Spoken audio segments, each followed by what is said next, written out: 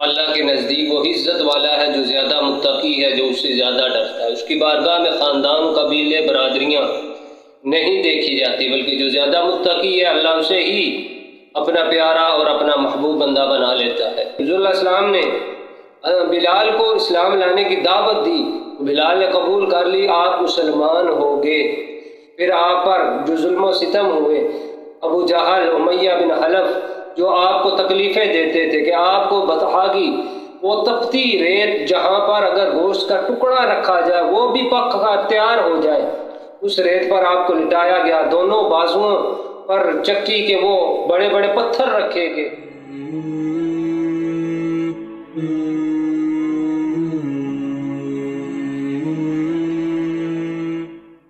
اعوذ باللہ من الشیطان الرجیم، بسم اللہ الرحمن الرحیم، ان اکرمکم عند اللہ اتقاکم، صدق اللہ العظیم۔ ناظرین، آج آپ کے سامنے حضرت بلال رضی اللہ تعالیٰ عنہ کی شان مبارک بیان کی جائے گی۔ اللہ تعالیٰ کا یہ ارشاد کہ اس کی بارگاہ میں اللہ کے نزدیک وہ عزت والا ہے جو زیادہ متقی ہے، جو اس سے زیادہ ڈرتا ہے۔ اس کی بارگاہ میں خاندان، قبیلے، برادریاں نہیں دیکھی جاتی، بلکہ جو زیادہ متقی ہے اللہ اسے ہی اپنا پیارا اور اپنا محبوب بندہ بنا لیتا ہے۔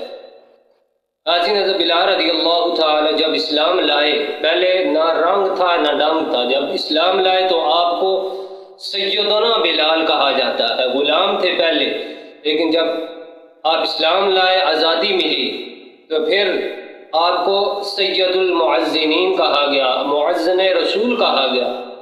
آپ کا نام بلال ہے، والد کا نام رباح، والدہ کا نام حمامہ ہے۔ آپ کے آباء و اجداد کا جو اصلی وطن وہ حبشہ ہے، اسی مناسبت سے آپ کو حبشی بھی کہا جاتا ہے۔ سیدنا حضرت بلال رضی اللہ تعالی عنہ نے غلامی کے اس سخت اور کٹھن دور میں آپ دارہ اسلام میں داخل ہوئے کہ جب راہ حق پر قائم رہنا ایک مشکل امر تھا، تو ان ایام میں آپ عبداللہ بن جدعان کے غلام تھے اور اس کی بکریاں بھی آپ چرایا کرتے تھے۔ تو ایک مرتبہ آپ حسب معمول اپنی بکریاں چرا رہے تھے کہ قریبی غار میں مصطفیٰ کریم علیہ السلام اور سیدنا حضرت ابو بکر صدیق رضی اللہ تعالیٰ عنہ یہ تشریف فرما تھے۔ تو حضور نے غار کے دہانے سے بلال کو آواز دی کہ یا راعی، اے راعی، اے چرواہے، کہ حل من لبن، کیا تیرے پاس دودھ ہے؟ بلال نے جب حضور کی آواز یہ سنی، قریب آگے اور کہنے لگے کہ اس وقت میری یہ جو بکریاں ان میں کوئی بھی ایسی نہیں جس کے پاس دودھ ہو، ماں سوائے ایک کے، اس میں اتنا کم دودھ ہے کہ بمشکل وہ میرے لیے ہی کافی ہوتا ہے، لیکن پھر بھی آج میں اپنے حصے کا وہ دودھ آپ دونوں حضرات کے لیے چھوڑتا ہوں۔ تو آقا کریم علیہ السلام نے فرمایا اس بکری کو لے آؤ۔ بلال اس بکری کو حضور کی بارگاہ میں لے آئے۔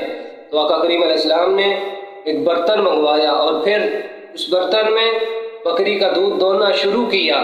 جیسے ہی آقا کریم علیہ السلام کے دستے اقدس اس بکری کے تھنوں پر لگے تو اس بکری کے تھنوں سے دودھ جاری ہو گیا، ایسا جاری ہوا کہ وہ سارا برتن دودھ سے بھر گیا۔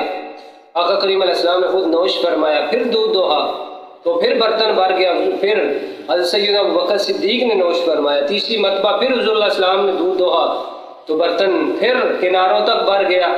اب بلال کو عطا کیا۔ بلال اس وقت تک مسلمان نہیں ہوئے تھے، پھر بھی یعنی یہاں تک کہ دیکھا گیا کہ بکری کے تھن دودھ سے بھرے ہوئے ہیں۔ تو بلال نے حضور اللہ صلی اللہ علیہ وسلم کا یہ معجزہ دیکھا تو آپ کی شخصیت سے بڑے متاثر ہو گئے اور آپ کے گرویدہ ہو گئے۔ حضور اللہ علیہ وسلم نے بلال کو اسلام لانے کی دعوت دی، بلال نے قبول کر لی، آپ مسلمان ہو گئے۔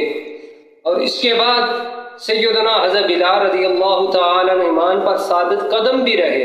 حضور نے بلال کو یہ تلقین فرمائی تھی کیونکہ اسلام کا جو ابتدائی دور تھا بڑا مشکل تھا، حضور اللہ علیہ وسلم نے ایمان کو خفیہ رکھنے کی یہ حضرت بلال کو تلقین فرمائی۔ تو حضرت بلال ایمان پر ثابت قدم رہے اور بتوں سے اس قدر آپ کی نفرت بڑھ گئی تھی کہ مشرکین نے کعبہ معظمہ میں جو بت رکھے تھے، ایک مرتبہ آپ اندر داخل ہوئے، ان بتوں پر آپ نے تھوکتے ہوئے فرمایا کہ جو تمہاری پوجا کرتا ہے، تمہیں معبود مانتا ہے، وہ بے شک سخت خسارے میں ہے۔ اور جب مشرکین کو حضرت بلال کے اس واقعے کی خبر ہوئی وہ بڑے سخت سیخ پا ہوئے اور انہوں نے آپ کو پکڑنے کی کوشش کی۔ حضرت بلال رضی اللہ تعالیٰ وہاں سے بھاگ کر آپ نے اپنے مالک عبداللہ بن جدعان کے گھر پناہ لی۔ مشرکین نے آپ کے مالک کو آپ کے متعلق اس بارے میں خبر دی تو اس نے خود پکڑ کر مشرکین کے حوالے آپ کو کر دیا اور کہنے لگا تم اسے جو بھی سزا دو میرا کوئی اعتراض نہیں۔ پھر آپ پر جو ظلم و ستم ہوئے، ابو جہل، امیہ بن حلف جو آپ کو تکلیفیں دیتے تھے کہ آپ کو بتا گی وہ تپتی ریت جہاں پر اگر گوشت کا ٹکڑا رکھا جائے وہ بھی پک کر تیار ہو جائے، اس ریت پر آپ کو لٹایا گیا، دونوں بازوؤں پر چکی کے وہ بڑے بڑے پتھر رکھے گئے، آپ کو اس قدر مارا گیا کہ آپ لہو لہان ہو گئے، آپ پر بے شمار ظلم و ستم کیا گیا، لیکن آپ کی زبان سے احد احد اللہ ایک ہے، اللہ کا یہی جاری رہتا ہے۔